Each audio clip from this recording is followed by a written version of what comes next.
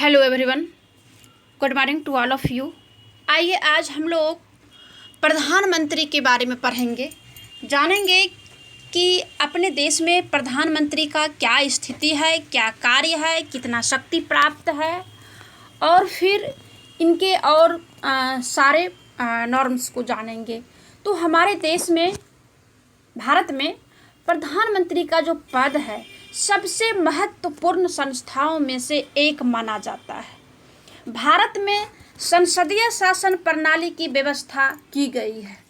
संसदीय शासन प्रणाली में दो स्वरूप या दो रूप होता है। एक होता है नाम मात्र की कार्यपालिका और दूसरा वास्तविक कार्यपालिका। तो भारतीय संविधान के अनुच्छेद 53 में कहा गया है कि संघ की कार्यपालिका शक्तियां राष्ट्रपति के पास होंगी, जिनका प्रयोग वह स्वयं या प्रत्यक्ष रूप में या अपने अधीन अधिकारियों के माध्यम से संविधान के अनुसार करेगा। और संविधान के अनुच्छेद 74 में 74 में प्रावधान है कि राष्ट्रपति की सहायता व परामर्श देने के लिए एक मंत्री परिषद होगी, जिसका मुखिया प्रधानमंत्री होगा और राष्ट्रपति उस मंत्री परिषद की सलाह के अनुसार कार्य करेगा। तो इस प्रकार अनुच्छेद 74 के अनुसार राष्ट्रपति की स्वतंत्र कार्यपालिका शक्ति नहीं होगी और वह अपनी शक्तियां का प्रयोग भी स्वतंत्र रूप से नहीं कर सकता है। वह प्रधानमंत्री व मंत्री परिषद की सलाह मानने को बाध्य भी होंगे। हमारी भारतीय संसदीय प्रणाली वेस्टमिनिस्टर प्रणाली के मॉडल यानी कि ब्रिटिश मॉडल पर आधारित है और इसी आधार पर समस्त कार्यपालिका शक्तियां का वास्तविक प्रयोग वही करता है। वह राष्ट्रपति के सलाहकार के रूप में कार्य करता है और मंत्री परिषद का नेता होता है। भारत के पहले प्रधानमंत्री पंडित जवाहरलाल नेहरू थे और वर्तमान में अभी श्री नरेंद्र मोदी जी हैं, जो भारत के 15वें प्रधानमंत्री हैं। प्रधानमंत्री के पद की शक्तियां व प्रतिष्ठा काफ़ी हद तक उस पद को धारण करने वाले व्यक्तियों के व्यक्तित्व, कार्यशैली व उसके दल के लोकसभा में बहुमत पर निर्भर करती है। भारत में पंडित नेहरू और इंदिरा गांधी, उसके बाद नरेंद्र मोदी जैसे शक्तिशाली प्रधानमंत्री भी हुए हैं। तो कुछ प्रधानमंत्री मिलीजुली सरकारों के दौर में भी हुए हैं, जैसे HD देवगौड़ा, इंद्र कुमार गुजराल जैसे कम शक्तिशाली नेताओं ने भी प्रधानमंत्री के रूप में कार्य किए हैं।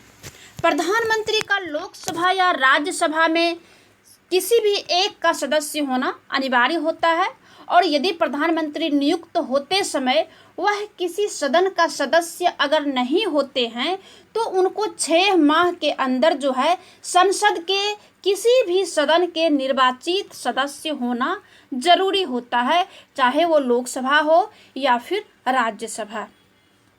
अब आइए हम जानते हैं कि मंत्री परिषद की रचना जो है किस प्रकार से है कि formation of council of ministers. भारतीय संविधान के अनुसार अनुच्छेद 74 में यह व्यवस्था की गई है कि प्रधानमंत्री की नियुक्ति राष्ट्रपति द्वारा की जाएगी और अन्य मंत्रियों की नियुक्ति प्रधानमंत्री की सलाह पर राष्ट्रपति ही करेंगे। प्रधानमंत्री की नियुक्ति मंत्री परिषद के निर्माण में पहला कदम होता है। अब आइए जानते हैं कि मंत्री परिषद का आकार क्या होता है, कितना मंत्री परिषद में जो है कितना मंत्री होते हैं। तो जो है संविधान के 91 संशोधन अधिनियम 2003 के पहले मंत्री परिषद का आकार जो था वो समय की मांग और परिस्थितियों के अनुरूप तय किया जाता था, लेकिन ऐसे में मंत्री परिषद का आकार जो है बहुत बड़ा हो जाता था। इसके अतिरिक्त जब किसी दल को स्पष्ट बहुमत नहीं मिलता था तब वह संसद के अन्य सदस्यों को मंत्री पद का लालच देकर समर्थन हासिल करने की कोशिश करता था, क्योंकि तब जो है मंत्री परिषद की सदस्य संख्या पर कोई प्रतिबंध नहीं था कि आपको कितना मंत्री बनाना है और कितना नहीं बनाना है। मतलब कि जो है जो नेता होते थे, जो प्रधानमंत्री के जो है प्रधानमंत्री बनते थे, और फिर उनका क्या होता था कि अगर उनका बहुमत नहीं है तो दूसरे दल के नेता को मंत्री परिषद मंत्री बनाने का जो है लालच देकर जो है अपना जो है प्रधानमंत्री बन जाते थे। तो इसकी कोई सीमा नहीं थी कि कितना मंत्री होंगे, यानी कि जिनको जो है जो विभाग का मंत्री नहीं भी होना चाहिए उसे भी जो है विभाग को बना के मंत्री को बना दिया जाता था। यह अनेक राज्यों में भी हो रहा था, लेकिन संविधान का जो संशोधन करके यह व्यवस्था की गई कि मंत्री परिषद के सदस्यों की संख्या यानी लोकसभा या राज्यों में जो विधानसभा है कि कुल सदस्य संख्या के मात्र 15% से अधिक नहीं होना चाहिए। यानी वो जो असीमित वाली जो प्रवृत्ति थी मंत्री बनने का, उस पर जो है लगाम लगाया गया। इसीलिए 91 में जो है संशोधन करके 2003 में इसे जो है मात्र 15% रखा गया है कि 15% से अधिक मंत्री नहीं होगा। अब आइए जानते हैं कि प्रधानमंत्री की नियुक्ति कैसे होता है और कौन करते हैं। तो संसदीय प्रणाली के वेस्टमिनिस्टर मॉडल यानी कि जो है ये ब्रिटिश मॉडल है। ब्रिटिश मॉडल की परंपरा के अनुसार राष्ट्रपति अनुच्छेद 75 के तहत उस व्यक्ति को प्रधानमंत्री नियुक्त करता है जो लोकसभा में बहुमत दल का नेता होता है तथा जिसे लोकसभा में बहुमत का समर्थन प्राप्त होता है। यदि किसी एक पार्टी को लोकसभा में बहुमत प्राप्त नहीं होता है तो राष्ट्रपति सबसे बड़े राजनीतिक दल के नेता को सरकार बनाने के लिए आमंत्रित करता है और वह एक निश्चित समय सीमा में उसे बहुमत सिद्ध करने के लिए आदेश भी देता है। अब आइए जानते हैं कि मंत्रियों की नियुक्ति और विभागों का यानी डिपार्टमेंट का आवंटन कैसे होता है। तो भारतीय संविधान के अनुच्छेद 75 के अंतर्गत प्रधानमंत्री की सलाह पर वह मंत्रिमंडल के अन्य सदस्यों की नियुक्ति करता है। वह मंत्रियों के विभागों का आवंटन भी स्वयं करता है। प्रधानमंत्री अपने साथी मंत्रियों की सूची राष्ट्रपति को भेजता है, जिसे राष्ट्रपति उसे मंजूरी देता है और उन्हें शपथ ग्रहण की रस्म भी जो है पूरा करवाता है। तो वर्तमान सरकार में प्रधानमंत्री जो नरेंद्र मोदी जी हैं उनको लेकर के 78 मंत्रियों की विशाल मंत्री परिषद है। अब आइए जानते हैं कि कितने प्रकार के मंत्री होते हैं। तो ये जो मंत्री जो होते हैं 3 प्रकार के होते हैं। पहला है कैबिनेट स्तर के मंत्री। कैबिनेट स्तर यह किसी विभाग विशेष के सर्वोच्च मंत्री होते हैं जो स्वतंत्र रूप से उस विभाग के प्रभारी होते हैं। दूसरा है राज्य स्तर के मंत्री, जिसे कि कभी कभी सुनते होंगे कि ये जो है केंद्रीय राज्य मंत्री है। तो ये मंत्री दूसरे दर्जे के मंत्री होते हैं। ये कैबिनेट की बैठक में भाग नहीं लेते। इनमें कुछ को स्वतंत्र प्रभार भी दिया जा सकता है और वे किसी विभाग के मुखिया भी हो सकते हैं। सामान्यतः इनको कैबिनेट मंत्री के साथ संबद्ध किया जाता है। तीसरा जो मंत्री होता है वो उप मंत्री उसको कहा जाता है। ये तीसरे दर्जे के मंत्री होते हैं। ये किसी विभाग के स्वतंत्र प्रभारी नहीं होते तथा मंत्रिमंडल की बैठक में भी भाग नहीं लेते हैं। ये कैबिनेट मंत्री और राज्य मंत्री की सहायता करते हैं। आगे जो है हम आपको बताएंगे कि कैबिनेट मंत्री और जो मंत्री परिषद होते हैं उसमें क्या अंतर होता है, वो आगे बताएंगे। आइए पहले जानते हैं कि इसका कार्यकाल क्या होता है, टेन्योर क्या होता है।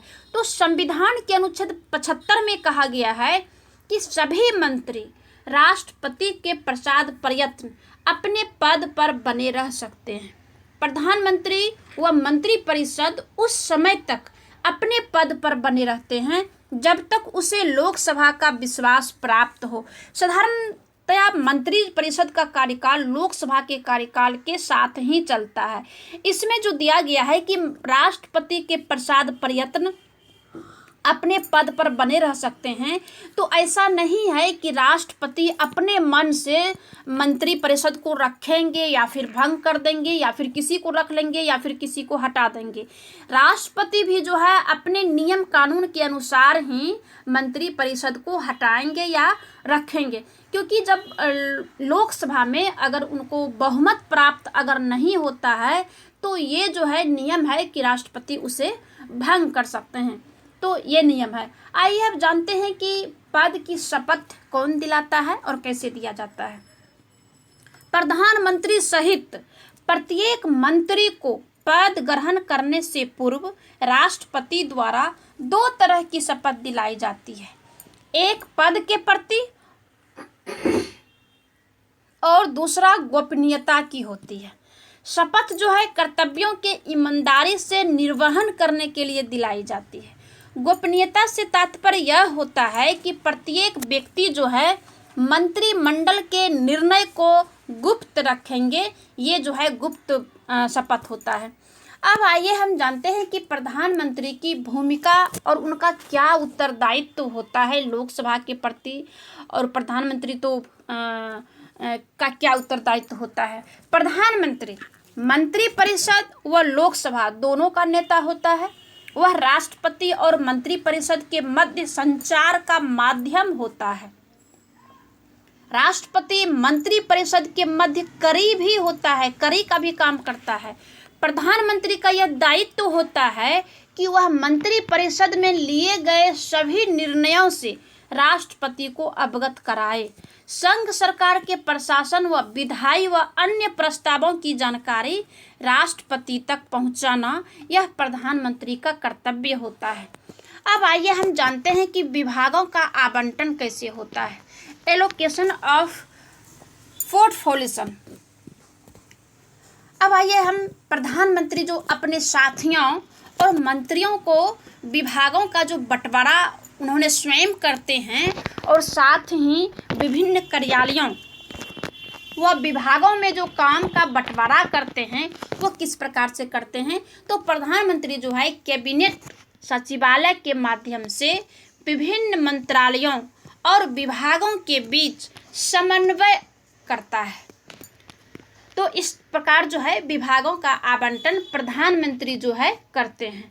अब आइए जानते हैं कि मंत्रालयों का प्रभारी जो कहा जाता है कि इंचार्ज ऑफ मिनिस्ट्री वो क्या होता है, जानते हैं। प्रधानमंत्री का कुछ विभाग या पोर्टफोलियो जो होता है अपने पास रखता है, जिनका आवंटन अन्य मंत्रियों को नहीं किया गया हो, वह साधारणतया अपने पास रखे विभागों या मंत्रालयों का वह प्रभारी भी होता है। अब आइए जानते हैं कि जो लीडर होते हैं वो लीडर ऑफ कैबिनेट यानी मंत्रिमंडल का नेता जो होते हैं वो क्या होता है। एक तो ऊपर में हम लोग पढ़े कि मंत्रिपरिषद, अब यहाँ पे मंत्रिमंडल का नेता, ये मंत्रिमंडल क्या होता है इसे भी जो है डिटेल से आगे बताएंगे। यहाँ पे आइए जानते हैं कि प्रधानमंत्री जो है कैबिनेट की विभिन्न बैठकों का आह्वान करता है, उसकी अध्यक्षता भी करता है और वह इन बैठकों में क्या कार्य एवं विचार विमर्श होंगे उसका निर्धारण भी मंत्रिमंडल का नेता यानी प्रधानमंत्री करते हैं। अब आइए जानते हैं कि संसद और कैबिनेट के मध्य जो कड़ी का काम करते हैं प्रधानमंत्री, ये क्या होता है। तो प्रधानमंत्री संसद और कैबिनेट के बीच संपर्क सूत्र के रूप में कार्य करता है।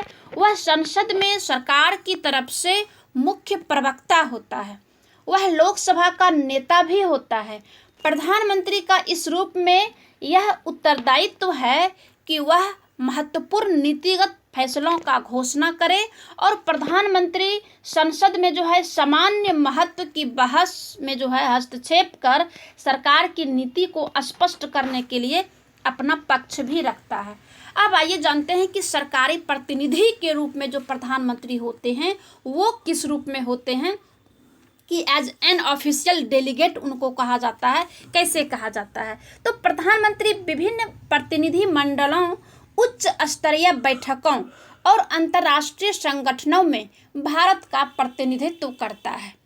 प्रधानमंत्री राष्ट्रीय महत्व के विभिन्न अवसरों व मुद्दों पर दूरदर्शन एवं रेडियो पर संबोधित भी करता है।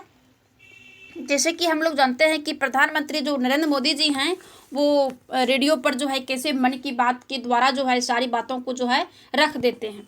अब आइए जानते हैं कि प्रधानमंत्री की क्या शक्ति होता है और क्या क्या अधिकार है उनको। इसे जो है हम पॉइंट के रूप में जानेंगे एक एक करके। तो इनके जो प्रधानमंत्री विश्व के शक्तिशाली शासन अध्यक्षों में से एक है भारत का प्रधानमंत्री। इनका जो शक्ति है और अधिकार है जिसमें कि नंबर 1 है कि भारत का प्रधानमंत्री विश्व के शक्तिशाली शासन अध्यक्षों में से एक है। वह सरकार का मुखिया होता है, जबकि राष्ट्रपति राज्य अध्यक्ष या राष्ट्र अध्यक्ष होता है। वो राष्ट्रपति जो होते हैं राष्ट्र अध्यक्ष के रूप में होते हैं। केंद्रीय मंत्रिमंडल व अन्य नीति निर्माता संस्थाओं से संबंधित सभी महत्वपूर्ण निर्णय उसकी देख रेख में लिए जाते हैं। वह नीति आयोग का पदेन अध्यक्ष भी होता है। ये नीति आयोग जो पहले पंचवर्षीय योजना जो होता था उसी का जो है नाम बदल के नीति आयोग रखा गया है। दूसरा जो अधिकार और शक्ति है, प्रधानमंत्री सरकार का वास्तविक अध्यक्ष होता है, क्योंकि राष्ट्रपति यहाँ पर जो है नाम मात्र के अध्यक्ष होते हैं और नाम मात्र का शक्ति भी उन्हें प्राप्त है। तो इसीलिए जो वास्तविक अध्यक्ष होता है वो प्रधानमंत्री ही होते हैं। वह राष्ट्रपति को अपने मंत्रियों की नियुक्ति और उनके विभागों के आवंटन, परिवर्तन या उनके त्याग पत्र स्वीकार या अस्वीकार करने की सलाह भी देता है। तीसरा जो है, प्रधानमंत्री मंत्रिपरिषद की सभी बैठकों में अध्यक्षता करता है और यह सुनिश्चित भी करता है कि मंत्रिपरिषद सामूहिक उत्तरदायित्व के सिद्धांत पर कार्य करे।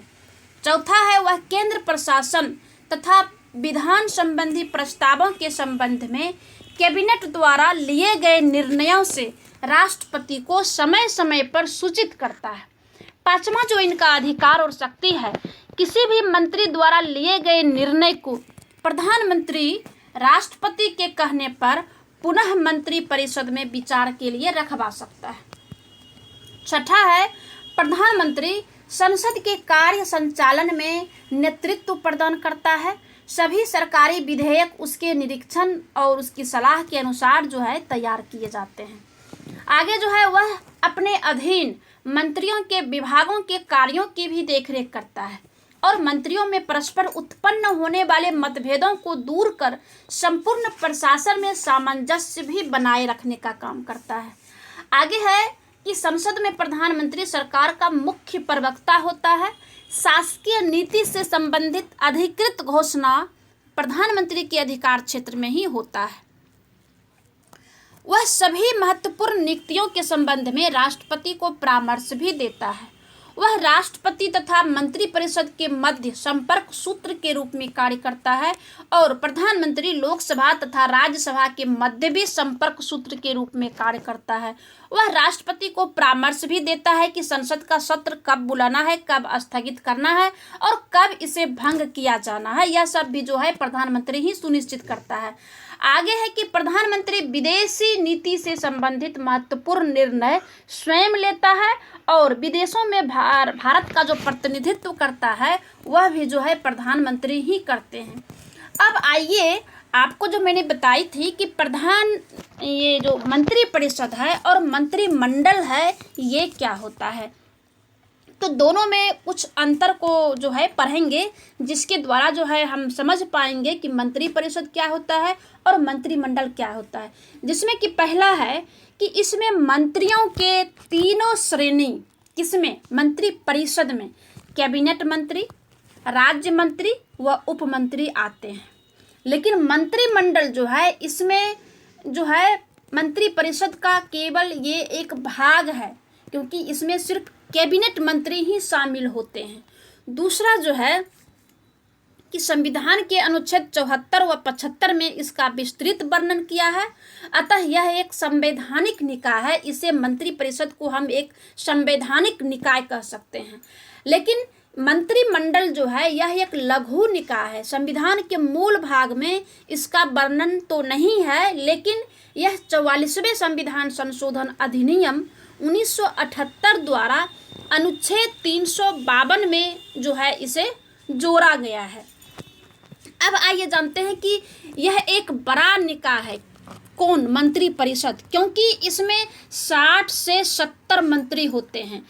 ऊपर जो मैंने पढ़ाया है कि ये मंत्री जो होंगे वो कुल सदस्य का 15% ही होंगे। तो कुल सदस्य जो 552 है और फिर जो राज्यसभा का जो 250 है, तो टोटल का जो है 60 से 70 मंत्री होते हैं। लेकिन कैबिनेट में जो होते हैं मात्र 15 से 20 मंत्री होते हैं, क्योंकि कैबिनेट में जो है मुख्य विभाग के मुख्यमंत्री होते हैं और मंत्री परिषद जो है ये सभी मंत्री का एक काउंसिल है। जितने भी मंत्री होंगे वो मंत्री परिषद के अंतर्गत आएंगे, लेकिन मंत्रिमंडल जो है ये एक मंत्री परिषद का एक भाग है, जो कैबिनेट मंत्री जो पूरे देश में कोई नियम कोई कानून के बारे में जो है यही कैबिनेट मंत्री जो है सिर्फ भाग लेते हैं और निर्णय भी करते हैं। इसीलिए जो है इसे मंत्री परिषद और इसे मंत्रिमंडल कहते हैं। अब जो है यह सरकारी कार्यों हेतु एक साथ बैठक नहीं करती है, इसका कोई सामूहिक कार्य नहीं है। यह सामूहिक रूप से लोकसभा के प्रति उत्तरदायी होता है। यह जो है मंत्रिमंडल, यह मंत्री परिषद की लोकसभा के प्रति सामूहिक जिम्मेदारी को करती है और यह मंत्री परिषद को राजनैतिक निर्णय लेकर निर्देश देती है और ये निर्देश देती है तथा ये निर्देश सभी मंत्रियों पर बाध्यकारी भी होता है। अब आइए जानते हैं कि मंत्रिमंडल का कार्य प्रणाली क्या होता है। तो राष्ट्रपति जो है नीति के निर्धारण में मंत्रिमंडल महत्वपूर्ण भूमिका निभाती है। कार्यपालिका शक्ति का प्रयोग व्यवहारिक रूप में मंत्रिमंडल द्वारा किया जाता है, अतः कार्यपालिका पर नियंत्रण भी मंत्रिमंडल करती है। मंत्रिमंडल के परामर्श से ही संसद के दोनों सदनों में राष्ट्रपति सदस्यों को मनोनीत भी करता है और मंत्रिमंडल के परामर्श से राष्ट्रपति द्वारा अध्यादेश भी जारी किया जाता है और मंत्रिमंडल द्वारा ही देश की आर्थिक नीतियों का निर्धारण किया जाता है, जैसे बजट का निर्माण करना और करों का आरोपण करना इत्यादि। ये सब काम जो है मंत्रिमंडल का है। तो आज जो है प्रधानमंत्री के जितने भी कार्य है, शक्ति है, क्या क्या होता है, इन सारी बातों को जो है मैं आज कंप्लीट कर दी। धन्यवाद।